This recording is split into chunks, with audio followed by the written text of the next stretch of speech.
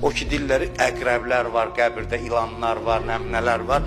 Bəziləri də ateistlər filanlar ələ salır ki, bunların danışıqlar. Elə bilir, o yerin altında gedən ilanlardan danışır. O əqrəb bilirsiniz nədir? Sancırdır ne kimsə sözündən. Onun qiyamətdə bir cəzası var qəbirdəki. Onun adını əqrəblə ifadə edir sadəcə. Onun təsəvvüründə sənin əqrəb yaxındır o əzaba.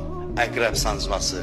Onu əqrəb kimi ifadə edir. O sənin öz əməlində. Süfrəni qoyarlar qabağa. O deyər, bu süfrəni hazırlamısan, bunu yiyəcəksən. Qiyamət bu deməkdir. O əqrəb, yəni həmin o sənin sancdığın ki, adamların qəlbindən nahal yaradır. Onun əzabı özünə qayıdacaq, dillə qəbrin əqrəbləri. Yoxsa bu gördüyümüz ilandan əqrəbdən deyil. O başqa bir şeydir.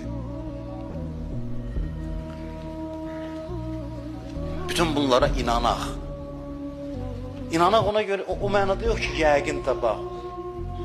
Ehtimalla başlayaq. Əl-ləzinə yəzunnunə ənəhum mulaqu Rabbihim. O kəslər ki, ehtimal verirlər ki, Allahı görəcəklər. Qiyamətə yəqinlə başlamazlar.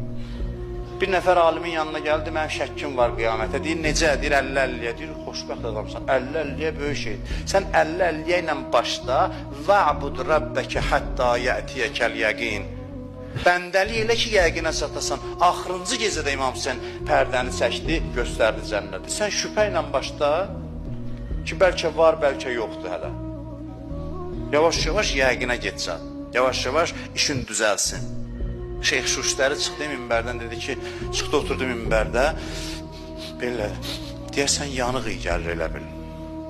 Cəmaatı da bilmirsiniz, yanıq iyi gəlir. O buna, bu ona durdular qaçmağa məsciddən.